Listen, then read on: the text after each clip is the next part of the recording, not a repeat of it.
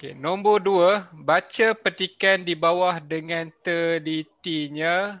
Berdasarkan petikan tersebut, tulis sebuah ringkasan tentang kegunaan-kegunaan serai. Panjangnya ringkasan anda hendaklah tidak melebihi 100 patah perkataan. Anda digalakkan supaya menggunakan ayat anda sendiri tanpa mengubah maksud asal petikan. Kamu kena buat ringkasan berkaitan kegunaan-kegunaan serai. Okey, perenggan pertama, serai ialah sejenis rumput yang dikatakan berasal dari selatan India dan Sri Lanka. Serai menjadi tarikan banyak pihak kerana penggunaannya yang meluas dalam industri makanan, perubatan tradisional dan nilai komersialnya dalam penghasilan minyak pati serai. Tarshan, baca perenggan kedua. Sejak dahulu lagi, selain dijadikan penyedap masakan, serai juga digunakan sebagai ubat tradisional untuk merawat pelbagai penyakit seperti batuk, selesema, sakit kepala, radang gusi, kusta dan malaria. Bagi golongan wanita, serai sangat berguna kepada mereka. Hal ini dikatakan demikian kerana serai yang dicampurkan dengan lada dapat dijadikan sebagai terapi terbaik di rumah untuk mengatasi masalah haid dan loya. Selain itu, serai dipercayai dapat mengurangkan asid urik, kolesterol, lemak yang berlebihan dan toksin dalam tubuh manusia melalui proses detoksifikasi secara semula jadi. Sudah tentu hal ini sesuatu yang menggembirakan banyak pihak. Khasnya bagi mereka yang menghadapi masalah berat badan yang berlebihan, bagi golongan yang menghadapi masalah kulit muka seperti jerawat pula, serai juga diyakini dapat membantu mereka. Okey, yang perenggan Tarshan baca tadi, ada beberapa isi berkaitan dengan kegunaan serai. Yang pertama, penyedap makanan. Yang kedua, sebagai ubat tradisional untuk merawat pelbagai penyakit. Yang ketiga, dijadikan sebagai terapi terbaik di rumah. Yang keempat, dapat mengurangkan asid urik, kolesterol, lemak yang berlebihan dan toksin dalam tubuh manusia melalui proses detoksifikasi secara semula jadi. Yang kelima, boleh mengatasi ataupun boleh membantu golongan yang menghadapi masalah kulit muka. Jadi ada 5 isi berkaitan dengan kegunaan serai dalam perenggan kedua. Kamu tahu tak serai ni apa? Tahu. Tahu? Tahu juga. Kalau kamu tengok perkataan proses detoksifikasi, dia buat air detox. Maksudnya dia campur serai, campur lemon untuk membuang toksin dalam badan. Iaitu air detox. Okey, perenggan ketiga. Berdasarkan kedudukan serai sebagai tumbuhan ubatan dalam rawatan tradisional, berbagai kajian moden telah dilakukan terhadap serai, termasuklah minyak pati serai dan ekstrak cecairnya. Kini minyak pati serai dikomersialkan dalam pelbagai bidang. Sebatang kimia utamanya iaitu citrat menghasilkan bau lemon yang kuat dan wangi. Sebagian inilah yang digunakan dalam pembuatan kosmetik seperti minyak wangi dan sabun. Peranan serai sebagai anti-kanser juga turut diakui. Hal ini dikatakan demikian kerana berdasarkan laporan minyak pati serai berkesan untuk menghalang pertumbuhan sel tumor sekali membunuhnya. Untuk perenggan ini ada 2 kegunaan serai. Yang keenam, sambungan pembuatan kosmetik. Dan yang ketujuh, sebagai anti-kanser. Anti-kanser, anti merupakan imbuhan. Jadi perlu dieja rapat. Anti-kanser. Kosmetik Apa benda kosmetik ni? Contohnya apa? Kosmetik tu macam ubat rawatan untuk muka.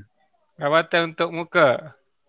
Lepas tu, okey, kenapa serai dikatakan sebagai anti-kanser?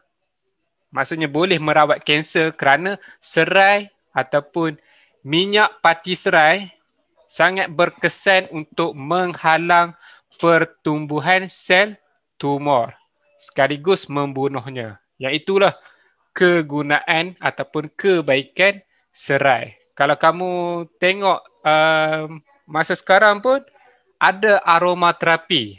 Jadi aroma tu sangat baiklah. Okey, perenggan yang terakhir. Jelaslah bahawa serai merupakan anugerah Tuhan yang cukup istimewa kepada manusia. Oleh itu, para petani boleh mengusahakan tanaman serai sebagai tanaman alternatif lantaran potensinya yang besar dalam industri tempatan dan antarabangsa. Dipetik dan diubah suaikan daripada minyak pati serai anti-kanser Dewan Kosmik Bilangan 2 2017. Okey, diubah suai perlu dieja rapat kerana ada imbuhan apitan D dan juga Can. Bukannya diubah suai. Kan? Bukan macam ni. Kena eja rapat kerana ada imbuhan apitan D dan juga Can. Perlu dieja rapat seperti inilah. Kalau hanya ada imbuhan awalan sahaja atau akhiran sahaja, barulah dieja jarak. Contoh, diubah suai, perlu dieja jarak. Ataupun ubah suaikan, perlu eja jarak. Jadi seterusnya kita akan tengoklah macam mana penulisan ringkasan untuk kegunaan serai. Penggunaan serai ialah serai dijadikan penyedap makanan dan sebagai ubat tradisional untuk merawat pelbagai penyakit. Selain itu, serai dijadikan sebagai terapi terbaik bagi golongan wanita di rumah untuk mengatasi masalah haid dan loya. Sertanya serai dipercayai dapat mengurangkan asid urik, kolesterol, lemak yang berlebihan dan toksin dalam tubuh manusia melalui proses detoksifikasi. Di samping itu, serai yang membantu golongan yang menghadapi masalah kulit muka. Akhir sekali, sebahagian serai yang telah diproses digunakan dalam perbuatan kosmetik dan diakui sebagai anti kanser. Kamu nak mulakan ringkasan dalam soalan tadi, kegunaan serai. Antara kegunaan.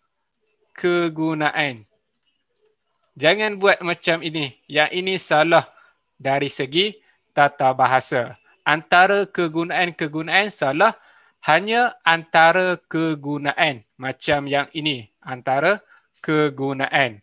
Ataupun kamu nak mula dengan kegunaan serai ialah serai dijadikan penyedap makanan pun boleh.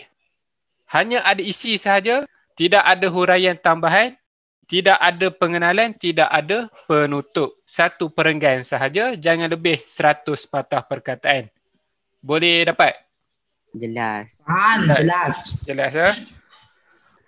Apakah asid urik? Kalau berlebihan, apa terjadi dekat manusia? Penyakit gout. Penyakit gout. Okey, betul. Penyakit gout. Okey, betul Irfan. Satu lagi, kalau berlebihan asid urik ni boleh menyebabkan kusta. Yang ini penyakit kusta ataupun leprosi. Yang kita bincang tadi, serai. Serai banyak khasiat. Kalau saya bagi timun. Timun untuk apa?